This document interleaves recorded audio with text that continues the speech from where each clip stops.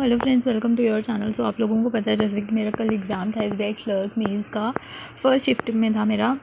तो बात करते हैं कि मेरा क्या क्या अटैम्प्ट्स हैं जीए, क्वांट्स, इंग्लिश और रीजनिंग में।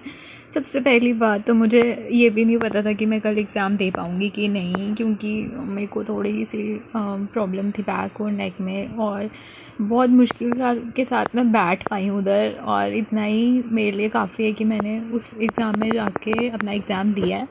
तो जीए की बात करते हैं।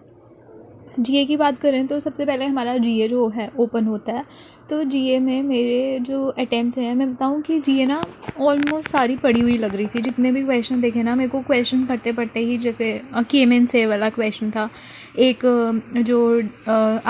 जो reserve bank innovation hub union bank India वाला क्वेश्चन था, ठीक है। मतलब कि बहुत सारे ऐसे क्वेश्चन थे जो सामने सामने देखे हुए लग रहे थे।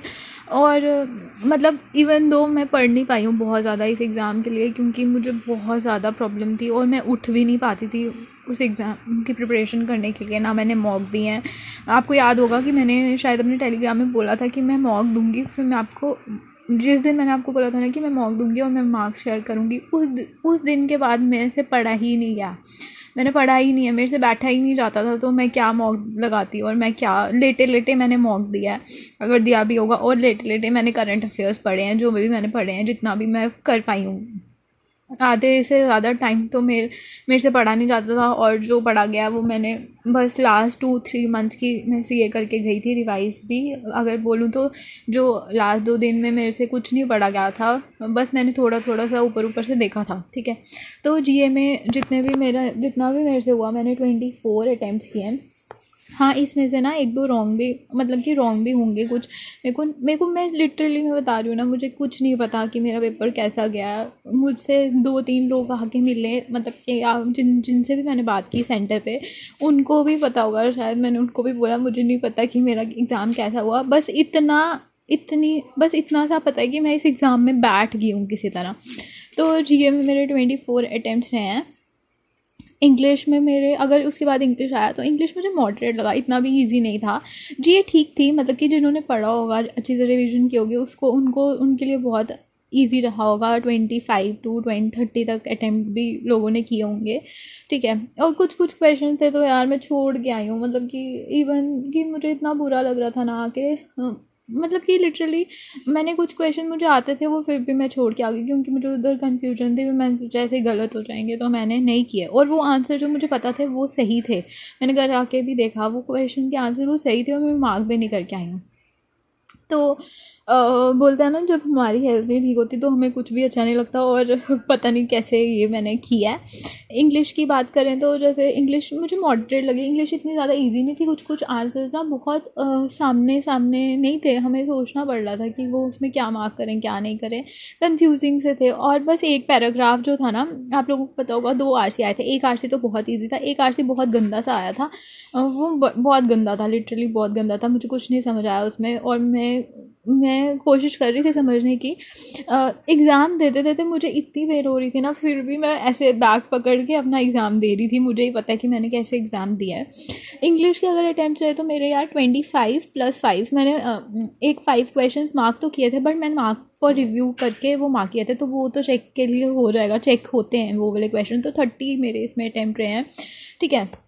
उसके बाद क्वांट्स ठीक है, मेरा इतना भी कोई ख़ास नहीं है, इस वजह से ना मेरे अटैम्प्ट, और मैं बता देती हूँ, मेरे 14 अटैम्प्ट्स रहे हैं।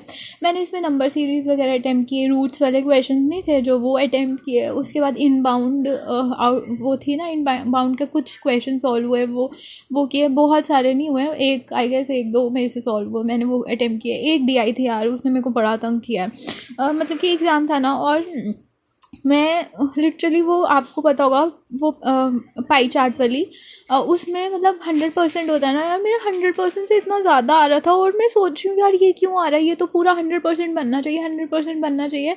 तो आज मेरी एक दोस्त से बात हो रही थी, उसने बोला कि वो जो लास्ट में ई वाला था, आई गेस वो डिग्री में था। मतलब कि मेरे को उधर दिखा भी नहीं, पता नहीं आंखें कहाँ थी मेरी, मुझे समझ नहीं आ रहा।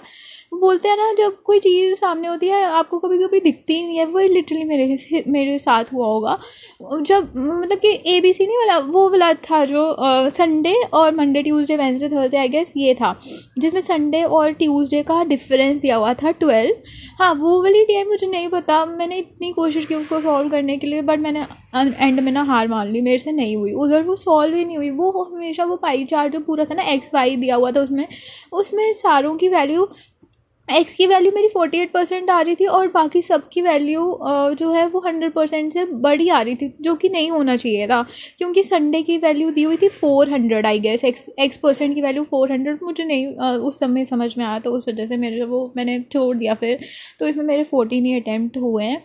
और अगर बात करें रीजनिंग की, तो रीजनिंग मुझे सही लगी, मतलब कि इस बार फिर भी मैंने थोड़े से अटैम्प्ट किए हैं, मेरे 24 अटैम्प्ट हुए हैं रीजनिंग में, 24 अटैम्प्ट हुए मेरे रीजनिंग में। और रीजनिंग में जो थे ना, मैं आपको बताऊं कि रीजनिंग में क्रिटिकल रीजनिंग कुछ क्वेश्चन मैंने किए हैं, 3-4 क्वेश्चन आई गेस मैंने सॉल्व किए होंगे रीजनिंग में क्रिटिकल के, क्योंकि मुझे वो लग रहा था कि वो सही होंगे। अदरवाइज़ बाकी जो जिसमें भी मुझे डाउट था ना, मैंने नहीं अटैम्प्ट किए। मैंने रीजनिंग में जो अटैम्प्ट किया ना, मैं बता देती हूँ, मैंने मिसलेनियस के क्वेश्चन अटैम्प्ट किए। मैंने ना इनपुट आउटपुट कोशिश की थी करने की, बट मुझसे उस टाइम पर नहीं हुई। और मैंने वो जो कोडिंग वाले थे वो भी नहीं किया। और मैंने किया क्या, मैं आपको बता देती हूँ, मैंने मिसलेनियस क्वेश्चन किए हैं सॉल्व, मैंने क्रिटिकल रीजनिंग के कुछ क्वेश्चन सॉल्व किए हैं, मैंने किया। उसके बाद एक जो पज़ल थी, आपको याद होगा कि वो वेकेंट वाली, 13 मेंबर्स थे उसमें, और वेकेंट 4 वेकेंट आई गेस जितने भी थे, 9 लोग या 8 लोग बिठाने थे और बाकी सब वेकेंट था। तो मैंने मैंने बोला चलो, मैंने वो पहले ही देख लिया था पज़ल, तो मैंने बोला था कि मैं एंड में करूँगी। फिर मैंने एंड में उसको पकड़ा, कुछ 6-7 मिनट बचे थे जब, तो मेरे से मैंने उसकी पॉसिबिलिटीज में बनाया, तो थैंक गॉड वो मेरा पज़ल बन गया, क्योंकि वो ईजी था। डी के नीचे जितने लोग बैठे थे उतना ही वो किसी का नंबर था आई गेस, कुछ ऐसा ही था। मैंने इतना याद रख लिया, उतना ही काफ़ी है, और सच में उस टाइम पे वो बन गया था, तो अच्छी बात है बन गया था। और एक पज़ल था, आपको याद होगा, फर्स्ट पहले ही सबसे पहले आया था वो ब्लड रिलेशन का, वो ना पहले मैंने ये किया पज़ल, फिर मैंने सॉल्व करने की कोशिश की, ठीक है। फिर मैंने बोला यार मेरे से नहीं बन रहा, मेरे को थोड़ा फोबिया भी है ब्लड रिलेशन से। जब वो पज़ल में मैं देख लेती हूँ ना, मैं हमेशा छोड़ देती हूँ। तो मैंने सोचा कि इस पर टाइम वेस्ट करने से अच्छा मैं आगे कोशिश करती हूँ कुछ और बना लूँ, क्योंकि मेरे पास 4 मिनट थे। तो मैंने क्या किया, फिर वहाँ पर ना वो स्टेटमेंट 1-2 वाले क्वेश्चन होते हैं ना, वो 4 क्वेश्चन थे आई गेस, 3 या 4 क्वेश्चन थे, मैंने वो उसको ध्यान से सॉल्व किए, क्योंकि वो ना मेरे मॉक में गलत हो जाते। तो मैंने बोला कि मैं इधर गलत नहीं करूँगी, और मुझे जो सही लगा, मतलब मैंने बिल्कुल ध्यान से वो क्वेश्चन किया। मुझे नहीं पता कि सही होंगे कि नहीं होंगे, मैंने अपनी तरफ से वो बहुत अच्छे से किया है। और इनइक्वालिटी के क्वेश्चन थे वो मैंने रीजनिंग में किया, और साइलॉग्स थे वो मैंने रीजनिंग में किया। तो कुछ ऐसे करके 24 क्वेश्चन मेरे अटैम्प्ट हुए हैं।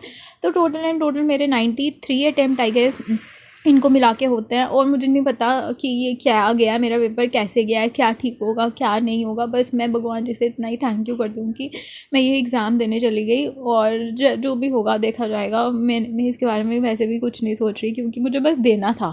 मैं उठ गई और वहाँ पे एग्ज़ाम देने बैठ गई, इतना ही मेरे लिए काफ़ी है इस एग्ज़ाम के लिए। So thank you for watching. और आप भी बताना कि आप किस किस स्टेट से हो, आपके कितने कितने अटैम्प्ट्स रहे हैं। So thank you for watching.